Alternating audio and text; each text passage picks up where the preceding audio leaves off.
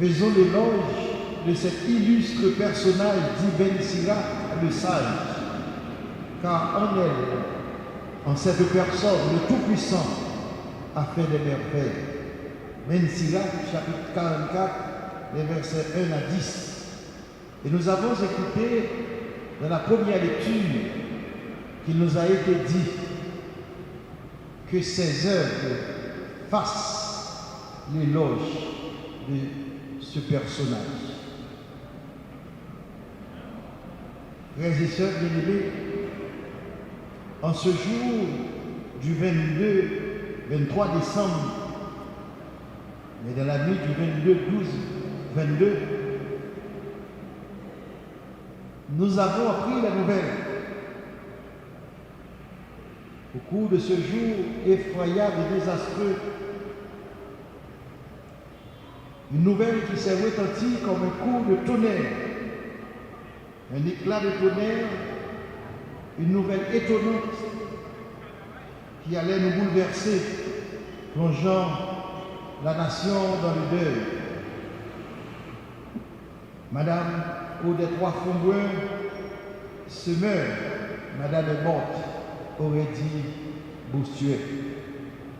Quelle consternation, quelle épouvante, quel sinistre et lugubre moment. La grande famille d'Haïti vient de perdre une de ses étoiles brillantes,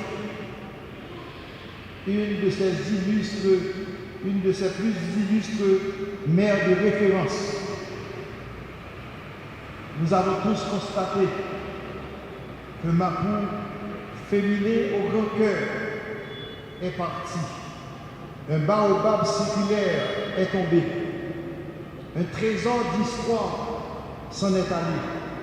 Une bibliothèque vivante a disparu et nous aurions pu ajouter une encyclopédie de notre origine, de la grandeur de nos racines, de l'idéal premier des pères de la patrie, de l'esprit de notre haïtianité et aussi de la culture ancestrale, des vertus provinciales et des valeurs éternelles, nous a laissé en si peu de temps. Le siècle qu'elle a vécu, pour nous, représente comme un instant. Une dame pareille ne doit pas mourir. Cette belle figure qui nous rassemble ce matin dans l'enceinte sacrée de l'église Saint-Pierre pour un dernier adieu, nous met devant la réalité de la vie. Le combat de Madame est aussi notre combat. Ses rêves, ses engagements doivent devenir nos engagements à nous. Nous devons nous sentir, comme disait le grand poète, tous embarqués avec elle. Nous ne devons pas uniquement ressasser les belles projections qu'elle avait, les beaux rêves qu'elle caressait, mais nous devons les assimiler pour pouvoir les réaliser. Son vécu historique doit désormais faire partie de notre patrimoine culturel historique local. Et au nom de l'Église et au nom de tous les gens qui aiment Haïti, solennellement, je voudrais demander à ce que Madame Odette Roy-Fonboin entre au musée du Panthéon national.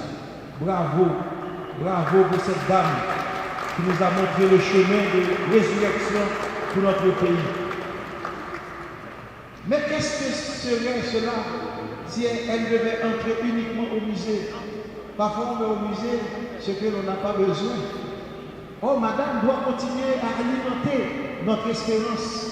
Madame doit continuer à nous montrer le chemin. Rappelez-vous, elle a vécu environ 27 ans en exil, le temps que Nelson Mandela a vécu en prison. Aujourd'hui, nous célébrons la vie de notre doyenne, Odette Roy-Fonboin. Cette icône nationale a marqué l'histoire de l'écriture et de l'éducation de la jeunesse en Haïti. Connue sous plusieurs sobriquets, Madame Drapeau, Côte Bataille, Maman Covid, et pour les plus intimes, Odette et Mamio, l'histoire de sa vie est un témoignage de son attachement familles nombreuses, Odette a appris très jeune l'importance de l'enseignement et de la valeur du travail bien fait. Nous pouvons même dire que dans sa quête de perfection, elle exigeait, ça veut dire, un standard qui nous invitait à la suivre tout en se demandant si nous sommes à la hauteur. Avec Odette, tout était dans le geste et dans l'action. Professeure dans l'âme, Odette publie son premier livre, Morale et instruction civique. Elle nous projetait déjà dans l'avenir et nous conseillait. Vous serez dans la société ce que l'enseignement de la morale et de l'instruction civique aura fait de vous. Au regard des épreuves que nous subissons actuellement, ces mots ont encore plus de force. Citoyenne du monde, Odette défend les droits des hommes et condamne toutes les formes d'agression en s'impliquant dans la vie nationale et en intégrant plusieurs organisations. Activiste, à travers ses nombreux écrits, elle exprime sa profonde adhésion aux valeurs de sa patrie, liberté, égalité et fraternité. Elle se fait défenseur et promotrice de la devise inscrite sur le drapeau haïtien, l'union fait la force, dont elle développera la vision dans son livre sur le conductisme, philosophie dont elle fera la promotion jusqu'à sa mort, comme étant la seule voie royale pour le développement de notre pays. L'éducation est son flambeau pour pérenniser ses efforts, encadrés par ses 5 enfants. En 2007, Odette crée la fondation qui porte son nom. La fondation Odette Wafouboin pour l'éducation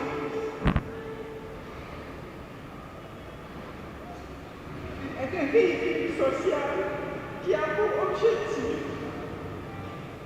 d'encadrer divers projets d'éducation et de développement socio-économique en Haïti. Elle a pour vision une Haïti lancée sur la voie du développement durable par des citoyens engagés et solidaires, fiers de leur patrimoine naturel, historique et culturel. C'est ce que nous propose Mme Fonbois. Académicienne Odette Wafouboin fait partie du premier cohorte 33 académiciens qui étaient entrés dans l'Académie créole dans l'année 2014. Il était déjà plus passé 97 années, mais il était intégré à CA comme une dans 7 premières femmes qui étaient entrées dans l'Académie créole haïtienne. Odette Wafouboin, c'est un personnage légendaire, une pièce rare. Nous disons détail comptoir. Nous n'avons pas de temps de cette langue à culture créole haïtienne.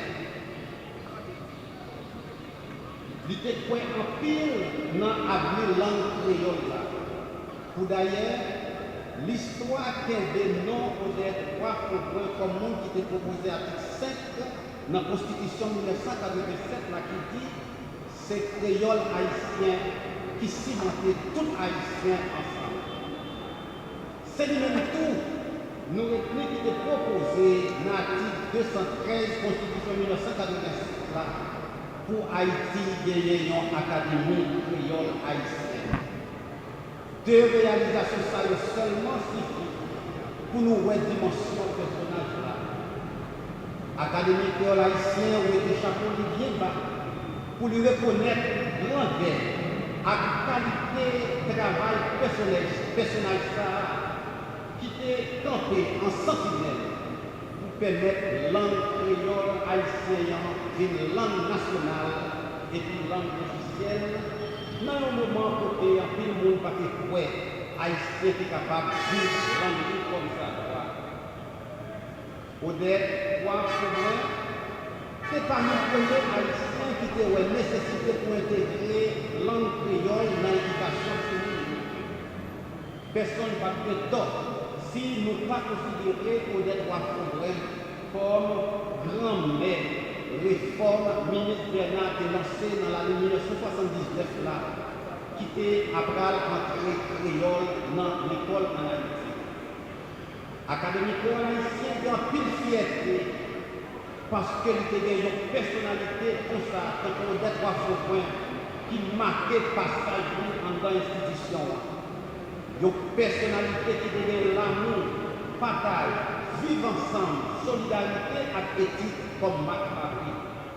Il y a un monde qui te mettait en pile accent sur la nécessité pour tout Haïtien faire de gros conduites pour délibérer Haïti.